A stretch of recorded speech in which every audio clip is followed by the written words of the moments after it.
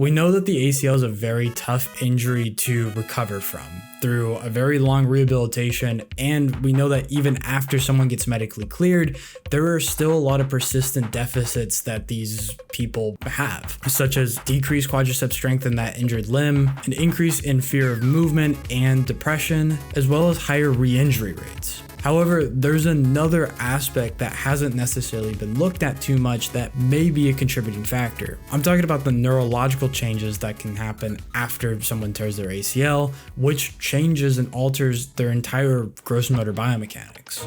Hi, my name's Cole, and today I want to talk to you about how the brain changes after someone tears their ACL. And this is all from one of the seminal papers that came out in 2009 by Kapreli et al. So why does this even happen? Well, when we look in the knee joint and we zoom in on the ACL, we can actually see that there's a lot of sensory receptors in there. These are called mechanoreceptors, but what they do is that they send signals up to the brain through the cortical spinal tract. Think of it as if the brain and the knee are texting each other, right? What are they texting about? Well, they're texting about the knee's movement and how the brain is going to respond to that movement by giving it commands. So think of it as a telephone line of communication between the two. When someone tears their ACL though, the knee goes dark. The brain is triple texting the knee and not really receiving any messages back of where the knee is in space. The telephone line is down. And this is where Kapreli and their colleagues come in, where they're asking themselves, well, if this is true, how does the brain activity change between a healthy individual and someone that tore their ACL? So this is exactly what they looked at as they brought in 17 individuals that tore their ACL but didn't get reconstruction surgery in 18 healthy controls. What they did is that they would put these individuals in an fMRI scanner with a little bit of room that they would be able to move their knee. They'd be going through a kicking paradigm where they would kick for 30 seconds and then rest and do nothing for 30 seconds, and then kick for 30 seconds and rest and do nothing for 30 seconds. What it gives you is some type of brain map like this, because every few seconds the brain is getting captured with an image that we can put all together to see overall brain activity. This way we can compare the ACL-deficient population with the healthy controls. So what did they find? Well, first they were looking at how much brain activity the healthy controls had over the ACL population. And what they found is that there was higher activity in the thalamus, the postparietal cortex, the primary sensory motor cortex, as well as the cerebellum. Now, the most interesting thing about all of these is that they are part of the sensory motor cortical network. This is the brain system that compiles all the sensory information together into motor outputs. So think about planning, coordinating, and executing voluntary movements. When moving the knee, we see a decrease in activity with these ACL individuals. Well, why is that? Well, it could be that decreased sensory information that the knee was sending the brain prior to injury. Now that there isn't as much for the brain to work with, there's a decrease in activity for this. There's not as much planning, coordinating, and executing movement in these individuals. And we know that there's a direct connection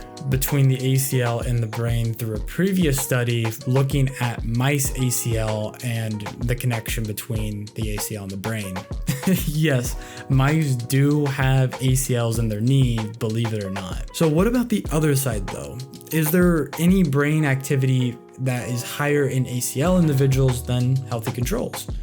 Well, yes, we can see that there is an increase in brain activity for the ACL deficient population over the healthy controls in the pre-supplementary motor area, the posterior secondary somatosensory area, and the posterior inferior temporal gyrus. Now, these are very specific and very small niche areas of the brain, but I want to pull your attention specifically to the last one. Why is this? Well, the posterior inferior temporal gyrus is part of the visual system. And now this suggests that an increase in activity for this ACL deficient population could mean that there was a greater reliance on the visual system when trying to move the knee. Now, why is this interesting? Well, think about that decreased activity from the sensory systems coming up from the knee. The brain might need to try and change the way that they are sensing their body. And what's one of the greatest sensory receptors that we have? Well, it's the eyes through the visual system. But the most interesting thing about this is that these individuals were in an fMRI scanner.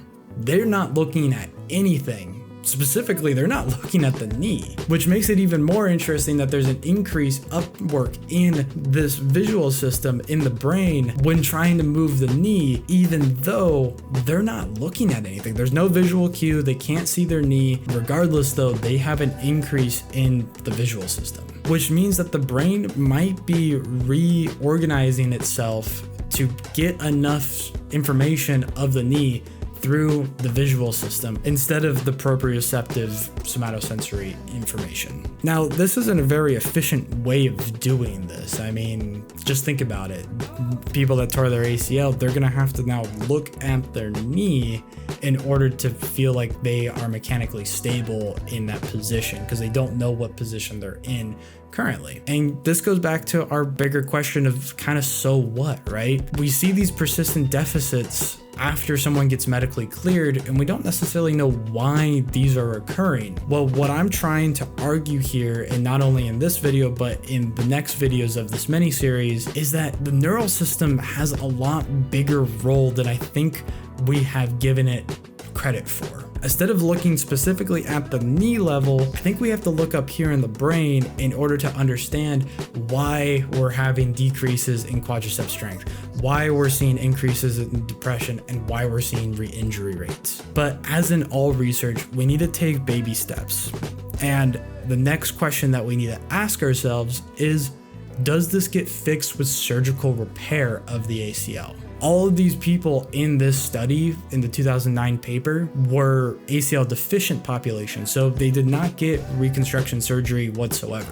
Does this change when you put in an artificial ACL in the knee and now the brain thinks, okay, the knee is back to being mechanically stable and we are back in business, the neural system is not going to change? Or do we still see these effects? What do you think about that? And if you're curious and want to find out more, stick around for the next episode in this mini-series. I'll see you later.